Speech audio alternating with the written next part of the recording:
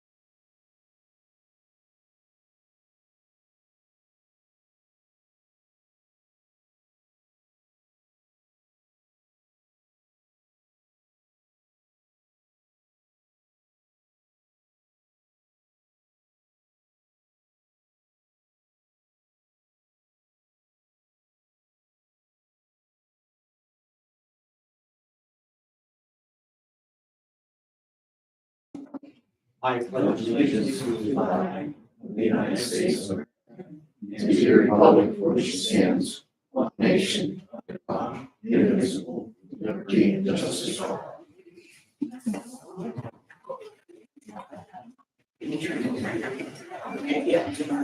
All right, thanks, everyone. We are looking for a motion to approve the minutes of the meeting dated November 22nd, 2023 as presented. Thank you. Call for vote, please. Mr. Wall? Yes. Mr. Miller? Yeah.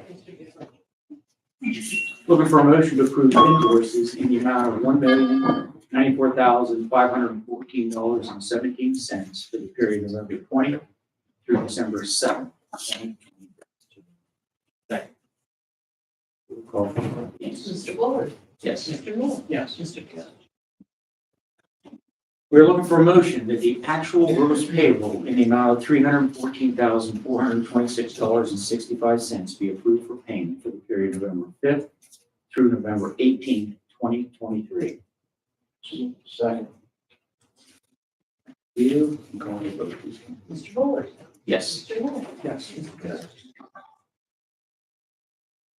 Again, we're looking for a motion that the actual gross payroll in the amount of $320,326.02 be approved for payment for the period November 19th through December 2nd, 2023.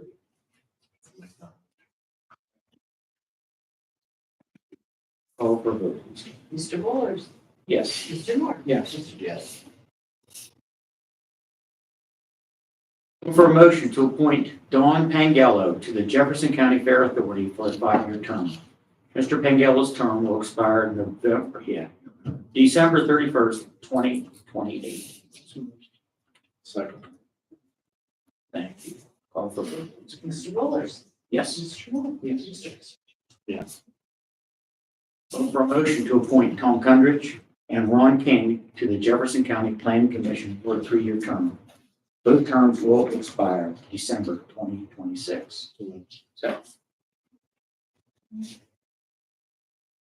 Thank you. Call for the vote, please. Mr. Bullard. Yes. Mr. Moore. Yes. Mr. Yes. Looking for a motion to reappoint Edward McGinnis and Karen LePenham to the Jefferson County Industrial Development Authority for a 1-year term. Both terms will expire November 1st, 2024. Second.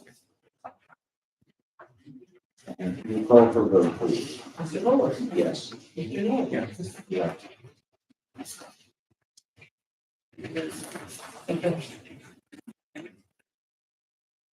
We're looking for a motion to enter into an abstracting agreement with Cindy Smathers exclusively for distribution purposes, upset tax, claim sales, and judicial sales and/or private sales for the period January 1st, 2024 through December 31st, 2024. Said abstractor will be paid $15 per hour or a maximum of $75 per abstract upon completion. Second. Thank you. Call for vote, please. Mr. Bullard. Yes. Mr. Moore. Yes. Mr. Moore.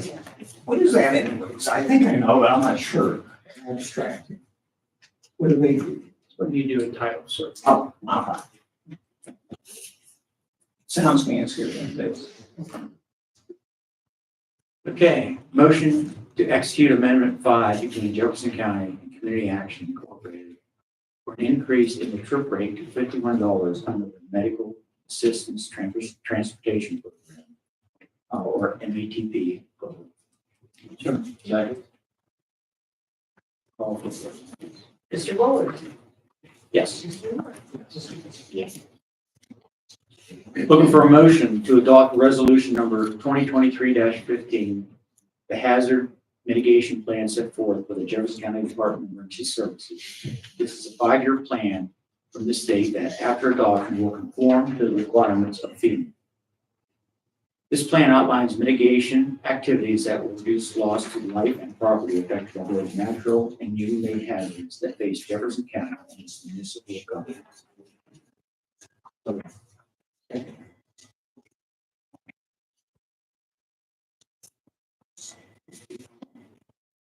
Tracy's supposed to be on the line of the CDs. Okay. Oh, there. Oh, wait, here he is, here he is. Hang on there.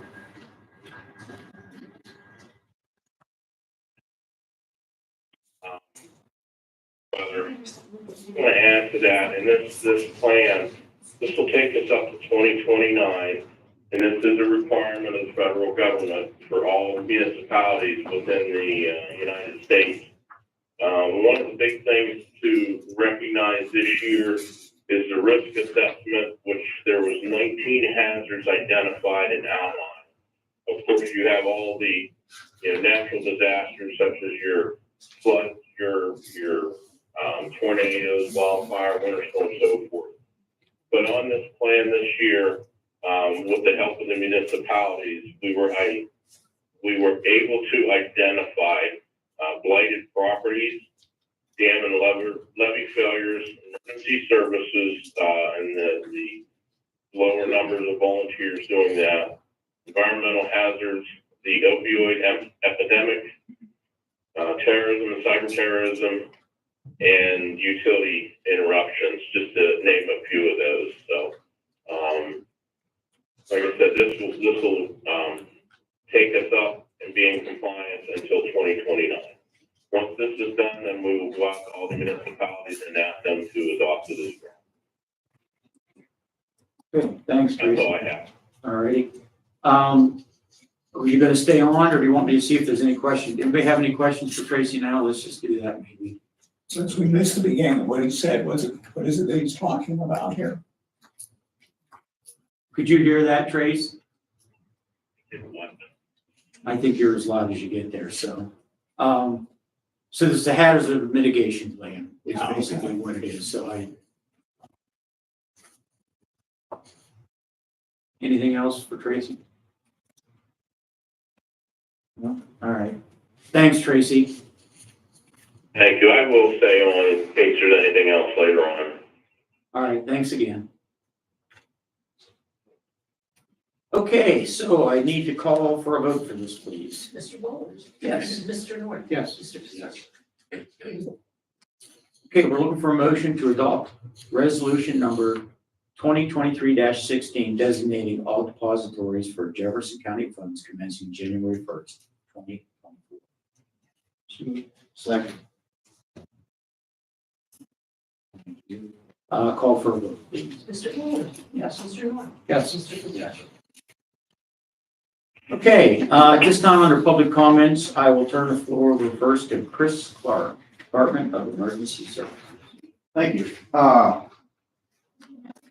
What I'm going to just bring up for education purposes is the reauthorization of the current 901 Act that basically dictates how funding is collected and distributed and the steps in between and thereafter.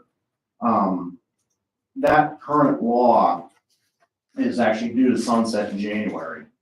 So right now, the legislature has to advance it forward either to keep it the way it is, increase it as the wishes of the 901 Community Governor's Office and CCAP, or let it expire and we have nothing to fund 911 after January. So it's a very important topic that needs decided on at our state level.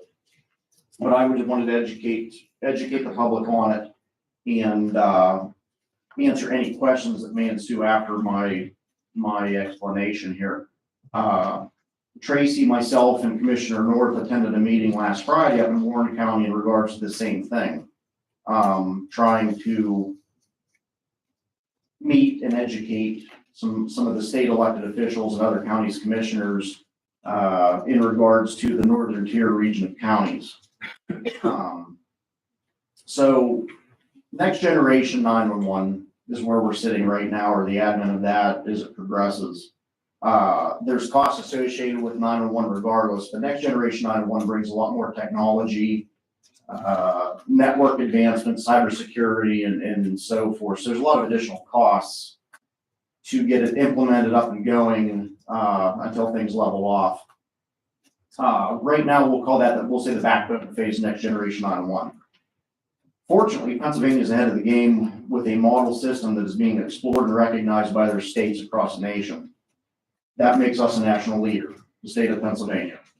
The components of the system are robust technology, minimum standards for training and operation, dedicated women and men that sit behind all of this working together. Funding in 2015 was authorized after 20 years of being outdated and broken. It was finally authorized with a few lawmakers holding back progress. This funding was only a step forward nearly 9 years ago. The next step has to be taken to continue advancing the public expectation.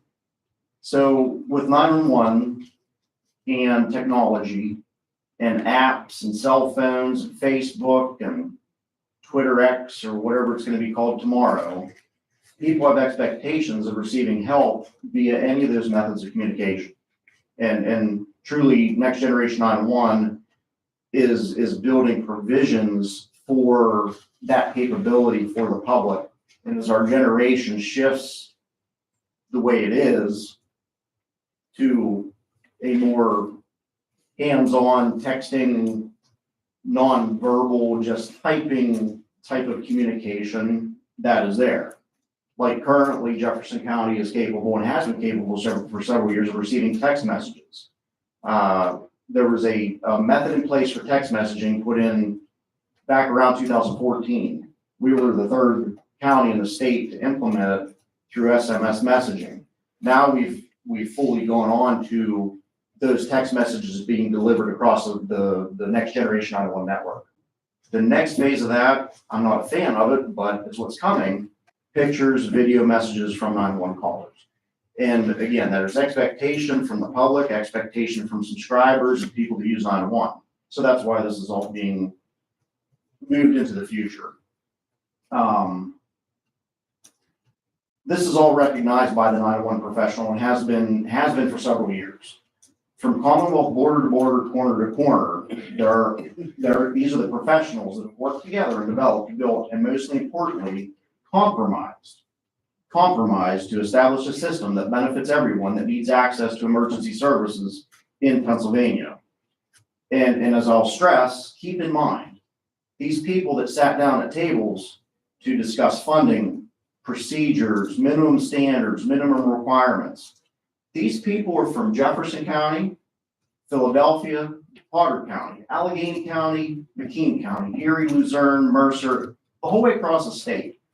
Those people that handle 1.2 million 911 calls a year within their jurisdiction, or 40,000 calls in their jurisdiction, were able to compromise to come up with some of the solutions and recommendations to our legislature and to PEMA. The 911 division of PEMA has a very open ear, and not only do they have the open ear as our oversight agency, have a major impact on how we use funding and adhering and ensuring that us counties adhere to their minimum training standards and certification process. The funding is decided on and dictated by our state legislature. And as I say any of this, all of our elected officials have a very rough job, a very tough job, and have to make decisions right, wrong, or different. The state legislature, and then it's given to the governor. This process of authorization is dictated by a level of government that does not even deliver the service per se. They control the legislation that impacts the counties whom are responsible for providing and delivering the service. That's you guys, correct? You guys are responsible for making sure we do what we do. However, your hands are tied at some points because of state decisions. And that's how government works a lot of times. And I'm not degrading that or downing that, but just so everybody understands that at the state level, there are very difficult decisions that need to be made. PEMA, who I already mentioned, is our state oversight agency that is tasked with looking and ensuring our compliance, and they do an amazing job, as I said. Followed by the Pennsylvania General Assembly, that is provided a detailed, transparent report every year, is required by their legislation. The 911 surcharge is an existing mechanism to fund a vital service that everyone has a right of service from. If this legislation fails to be reauthorized and enacted, the burden falls on the counties to do just that. The counties would have to establish a revenue stream in order to fund that. So the adage that the state's going to hold the line on taxes, not burden people with taxes or fees, as in this case an increased user fee, is not really true. If the existing mechanism is not leveraged, then the counties would be forced to raise your property taxes to ensure they're upholding their primary governmental responsibility. Therefore, it ties their hands to protect the citizens of Jefferson County along with the stakeholders and visitors. In reality, you as taxpayers would then be burdened with tax increase that would be more substantial than an existing surcharge increase. This is collected and calculated to benefit all 911 centers and counties across the state. The existing system, the rural areas benefit from populous areas based on our land area. Even though we have a small population as compared to Allegheny County, Philadelphia, we benefit off of that surcharge because they take into account our land area, population density, and it's all broken down into percentages into a formula, of which there's a new formula being proposed that makes it even more fair across the state for large and small counties. Philadelphia County to Cameron and Forest County. The existing system, the rural areas benefit, again, from that populated based on the land area. I'm sorry I repeated that. So when we have rural events, say Groundhog's Day, flea markets, our large 4th of July parade in Brockway, parades down in Punxsutawney, events down there, we attract other people from across the state, across the country.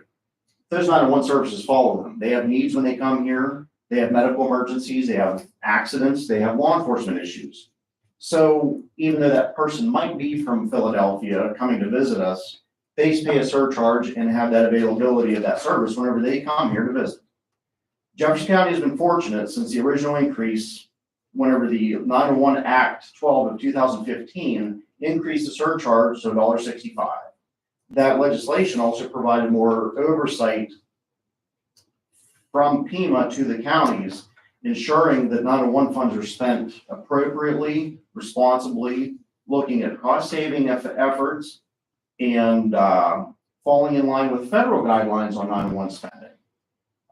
If the state did not adhere to that spending, if 1 cent of 911 monies are spent on something that is not 911 or 911 related, then that automatically takes Pennsylvania out of the running for federal money that goes directly into networking and provisions for next generation 911 service. So that, it may be a few $1 million, but that's a few $1 million that goes into that network from the federal government.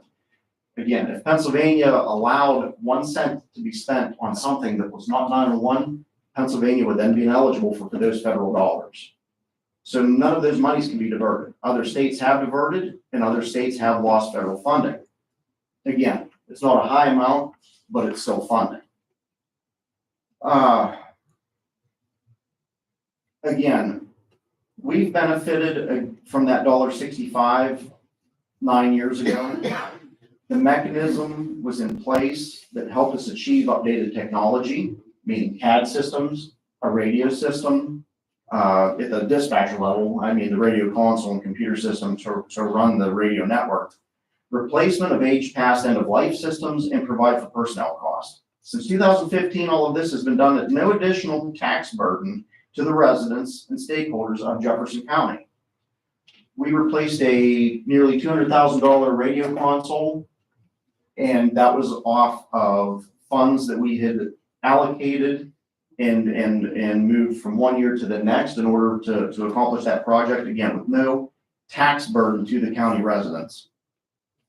We have a financial priority list that exceeds revenues. We do currently have a reserve balance that is earmarked for increasing personnel costs and upcoming replacement of equipment and systems. We have 2 radio communication towers that are past the need of replacement. Those alone will be in the vicinity of $800,000 apiece if we have to rely on the 911 money and not grants. We have been delaying the replacement of our physical console furniture first due from COVID. That was originally when we were hoping to accomplish that, but with the soaring cost then, we decided to hold off because we felt it not being financially responsible to spend more money just to get the project done at that point in time. Now with the possible advent of a new facility, we don't want to waste the money on installing furniture and that kind of equipment to turn around within the next few years and possibly change location or have to move that. We have aging antennas and transmitters. There's another $800,000 to replace. The reason we have a fund balance is due to not having a full complement of dispatch staff. That's one of the main reasons we're able to carry money over annually from year to year. And that's been since 2015, because it's been many years since we've had an entire full complement of dispatchers. We're fortunate over some other counties that run a lot lesser of a percentage of dispatchers than we do. The 3 to 4, it doesn't directly interfere with operations. However, it does get slim picking at some times, but we're able to fully operate and provide the level of service. Having three to 4, if we could, retain that many, would definitely be more efficient and less headaches. But if you take those 3 to 4 people every year and you figure their salaries and benefit packages not being utilized in that budget fiscal year, then it it's gonna carry over to the next year. So the money actually was intended for a purpose, wasn't able to be used. So rather than just expending the money to spend it on bells and whistles and toys, we allow that to go into our fund balance, so that way we can use it for projects or use it for personnel costs as they arise. We use our financial due diligence, budgeting and planning for the next year so we can ensure a quality service for years to come. That's my explanation on why the state is looking at surcharge increase. It could be anywhere from 30 cents to 70 cents on a phone line. That has yet to be decided if it's going to happen. And if there would be or anybody would like any information, I have documents from the state of Pennsylvania from PEMA that is supplied to our General Assembly annually, and especially this time, since there were specific questions raised to the 911 community and to PEMA from some of the legislature and through the Senate and the House that answer the questions that are asked and provide explanation in a transparent manner that is done every year. Thank you. Sorry for the long. A lot of information. It's too much information. That was watered down. But thank you for the time. What's the shift length now for dispatchers? Is it 12? Yeah, for full-time people, it is 12 hours and it rotates. 1 week they'll work 3 days, 1 week they'll work 4 days. So they have 2 days in between off, 2 shifts, 2 days off. They only work every other weekend and it's a 3-day weekend. So they have a 3-day weekend off every other weekend. But then we still have a couple part-timers that have been on staff for several years and they can work depending on availability. Sometimes I have them come in for a 4-hour stint just to help cover a period of time, but usually it's anywhere from 8 to 12, but typically 8 for part-timers. And they have a big storm or some event and all hands on deck then. That is correct. And you know, You're Tracy on there. and too. now we give them index cards. No, Tracy and myself, we're there to jump in to assist them. We're fortunate with our people that very rarely, whenever we have a large event going on, do we have to reach out and call people, because if they hear it, they usually come in. So we're fortunate with that. We're very fortunate. We have a very good group of go-getters and dedicated people that they're there to protect the citizens.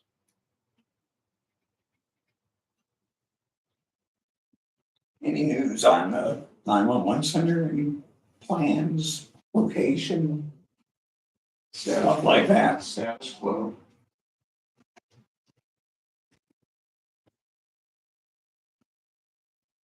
I'd like to add something, if I may. The meeting that was referenced earlier, it's worthy to note and acknowledge that Chris was one of the key presenters at that meeting.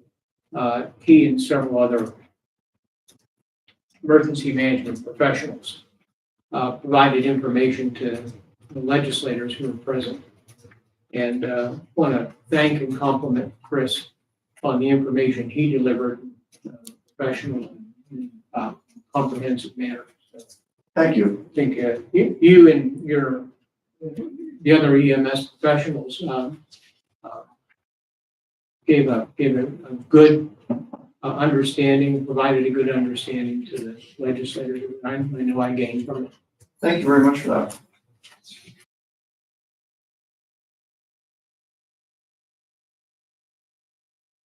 So I'm going to ask this question. The state legislation, is it just certain pockets that don't seem to want to make this happen, or is it how is this possible? I would have to say, from the knowledge and information sharing statewide, last week, I viewed a meeting that the House Veterans Affairs Committee held at the Montgomery County Emergency Operations Center, 911 Center. And it was very informative to see that House committee in full support of an increase in carrying on the next layer of the 911 law versus just saying, okay, we're going to reauthorize it, we're going to look at it in a couple years. To me, and this is just an opinion, on the Senate side of the world, there is a lot of support out of the Senate. There's some of those legislators in the Senate that still have concerns, and by all rights, if there's a concern, I know if I have a concern, I want to be informed and understand it. So I would listen to the professionals that keep delivering the same message in order to make an informed decision. So I think there's a little more reservation in the Senate versus the House. I don't know if that's politics at play or what the case is, just because of and I only mean that by, the Democratic majority at the House. And then the minority in the Senate versus Republican majority and then minority. The biggest thing is I know to the 911 community, we really try to, and then PEMA, who does an awesome job of putting these reports and data together every year that is applied to those same people every year out of transparency, that I would truly hope that there's trust in professionals like us that we're delivering truthful information at the benefit of all the citizens within our counties, jurisdictions, and the state in general. Like I said, this is a working group. I never, if you would have said 10 years ago, you'd be sitting down with people from Philadelphia, the Philadelphia 911 coordinator, and agreeing on a funding solution. I would have been like, what? I find that hard to believe. But yet the 911 community across this state with PEMA's leadership has accomplished just that. Major progress with major cost savings and advancement in the future. And again, I just hope and pray that people making decisions trust us enough in the information we're delivering, because it's vitally important. Vitally important. I'll use this example. Larry, I think he could probably piggyback on what I'll say. The fire service in Pennsylvania has had problems for decades, right? And the volunteerism is humongously way down. People are working harder, less people are working harder to make funds to survive and provide their communities with a service. The state has been approached for the past 30 years at the very bare minimum, trying to relay that there's a problem with the fire service. EMS service is the same. EMS service is actually in worse shape than the fire service at the moment, because there's not enough personnel to staff the ambulances to go around to the need, especially in our rural areas where you have predominantly an older population. And This isn't very good either. this is not good. There's less access to healthcare like in the more urban areas. So EMS is at a crucial point in its existence. And at the state level, and I'm not saying it's all legislatively, but with the Department of Health, they make decisions that affect providers and affect services that just, in many people's thoughts process, is not conducive for business. I don't know how else to say it. On the legislative end of the world, reimbursements for Medicaid, Medicare, what have you, is a joke.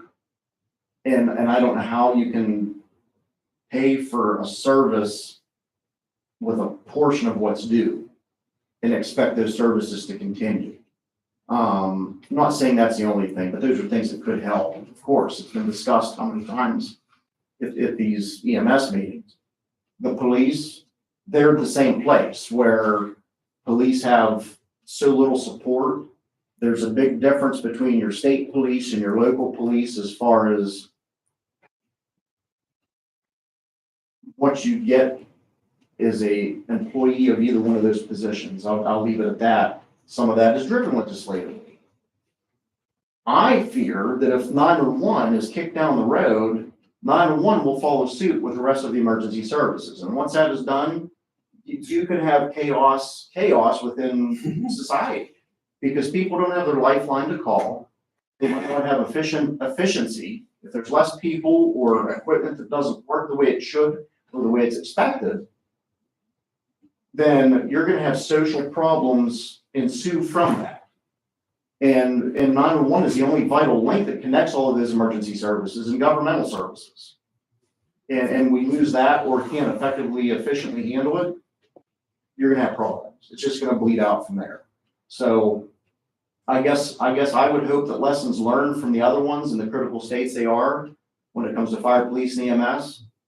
I don't want to see 911 get that way because once it gets that way, it's going to be very hard to rebuild it back up. Before there was 911, there was just Jefferson County control, wasn't there? And there was no dispatching done from the county. You would have had limited dispatching, that in those days with a 7-digit or 10-digit emergency number and Right. certain agencies being dispatched. You had a lot more local dispatch back in those days where somebody was sitting in their house taking a call and then they would send their own ambulance out. And some of that was still going on when I started at 911. Pennsylvania has done a tremendous job at consolidating dispatch centers and call centers. Right now, there's 61 911 centers or PSAPs in the Commonwealth for 67 counties. Many of the states around us have double or triple that amount because they've got duplication of service and layered service within the same municipality, same communities. Jefferson County is an example. A few years ago, several years ago now, Punxsutawney Police Dispatch and what was left of the fire base consolidated in the county. That was a consolidation that we went through, to save money on Punxsutawney and to stop duplicating some of those services. So the state has done a very good job at promoting that and being able to fund that to make those processes available to the municipalities. That could have continued on the way it was. It's embarrassing. Punxsutawney dispatch. Chris, I'm going to ask you to help me remember this. Going to, specifically the question about support.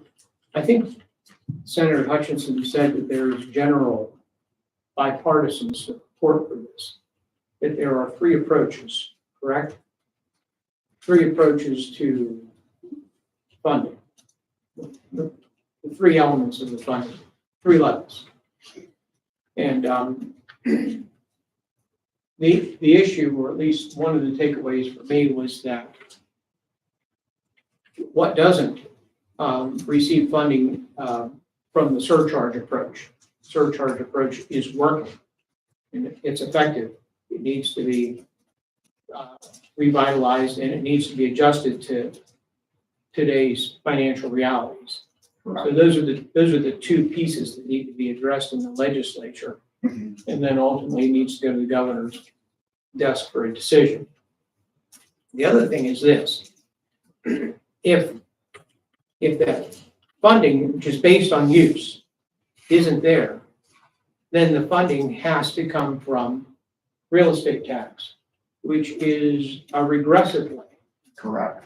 of trying to fund this, Majorly. as opposed to an intelligent, reasonable approach. It's already proven based on use. Correct. Nobody likes taxes. But taxes based on use are a better approach than real estate, regressive, ineffective, and extremely unfair way to fund things. If it falls that way, then we're going to have 67 systems with different levels of efficiency Yes. or inefficiency. Yes. So that was one of the takeaways something I learned Mhm. from attending that meeting here last week. And all of that is very accurate. There's no way I could see class 6 counties financially being able to support a quality system with property tax, with real estate tax. And again, we benefit from our larger areas. And right, wrong, or indifferent, you know, we came leap years ahead in 2015. And as Scott alluded to with what was set up there was no mechanism in place other than reviewing every few years and reauthorizing this act is the only time that an increase can be entertained. But there's no mechanism to take it into the future with annual percentage increases or whatever would be allowable by state statute. But again, if it's not allowed by state statute to build that into legislation, then the legislator's responsibility is to look at that, analyze the data, make sure that, you know, everything is working the way it should. Because you can't just throw money at something to throw money at something. There has to be justification behind it. I understand 100% completely. And that money needs to be available to be used. I'll leave it at that. Okay. Anybody else have any questions or comments on that subject? Anybody from the public have anything to say there? No, if not, then I will turn it over to the press. First, I'll answer my question about the 911 center. And just because I heard about it on the news again, other areas, broadband, related to these studies or whatever, so it's going on a little arts broadband study. So we did the study, Mhm. it's been completed. And now we're,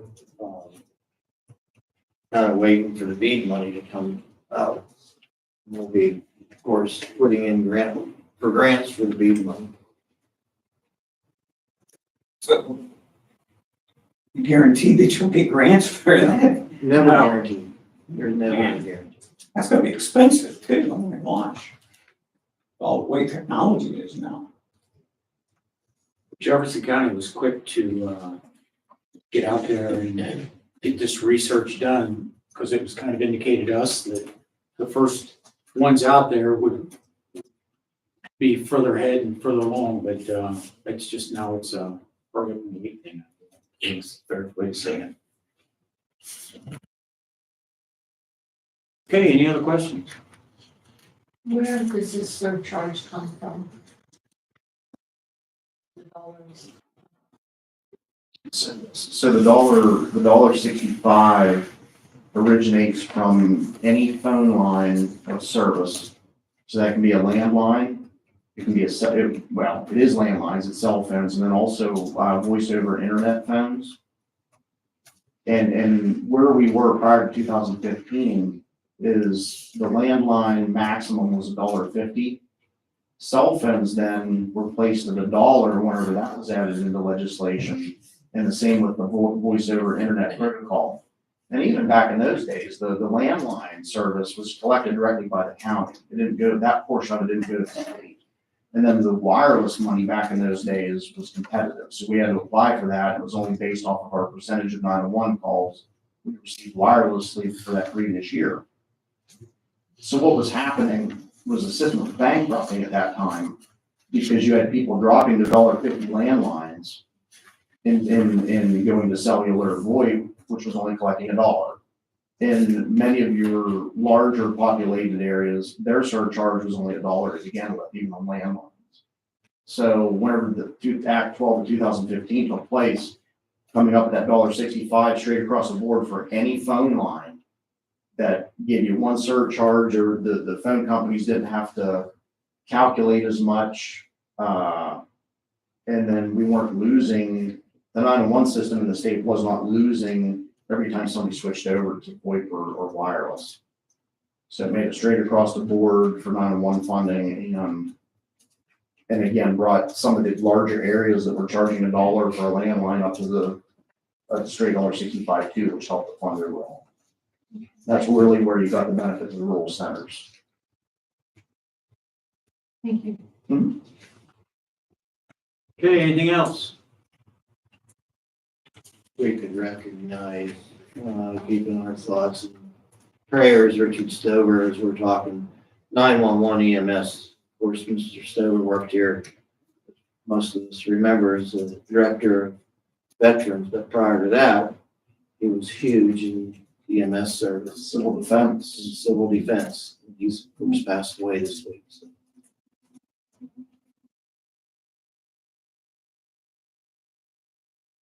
Anything else? If not, we'll entertain a motion. So, thank you. Call for a vote, please. Mr. Fuller? Yes. Thank you.